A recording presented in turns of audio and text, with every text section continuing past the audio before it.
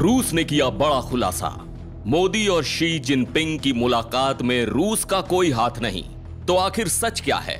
साथ ही BRICS summit की कामयाबी पर यूक्रेन के राष्ट्रपति वोलोदिमीर जेलेंस्की के बयान का रूस ने क्या जवाब दिया? भारत चीन के रिश्तों में नई पहल का असली मतलब क्या है? ये सब जानेंगे आज के इस वीडियो में।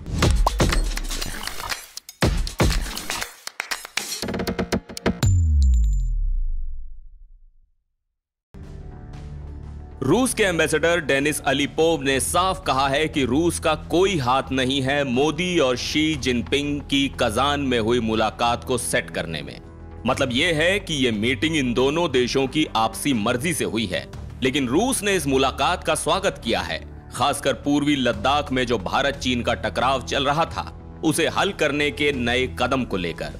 अब इस बयान से यह तो साफ है कि रूस इस बार एक मीडिएटर की बजाय एक फ्रेंडली सपोर्टर के रूप में खुद को रख रहा है। अलीपोव ने इस समिट को पूरी तरह से सफल बताया है और एक बार फिर से यह क्लियर कर दिया है कि ब्रिक्स कोई एंटी वेस्टर्न प्लेटफॉर्म नहीं है, बल्कि यह एक नॉन वेस्टर्न प्लेटफॉर्म है। यह उन देशों का एक ग्रुप है जो नई अर्थव्यवस्थाओं का प्रतिनिधित्व करता है और मल्टीपोलर वर्ल्ड के कंसेप्ट को आगे बढ़ावा देना चाहता है।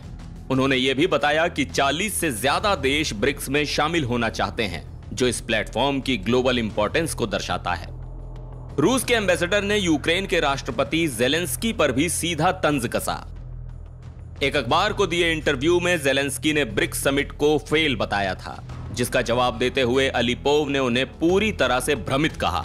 उनके मुताबिक जेलेंस्की का यह बयान बिना किसी आधार के है, क्योंकि उन्होंने इसे साबित करने के लिए कोई ठोस तर्क नहीं दिया।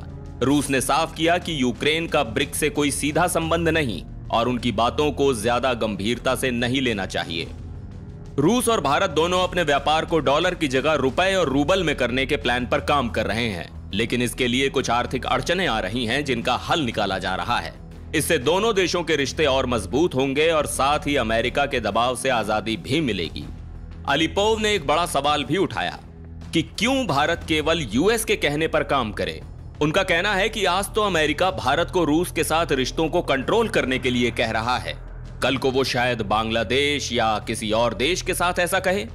रूस की इस टिप्पणी से साफ है कि वो भारत को उसके खुद के डिसीजन लेने की आजादी के पक्ष में है।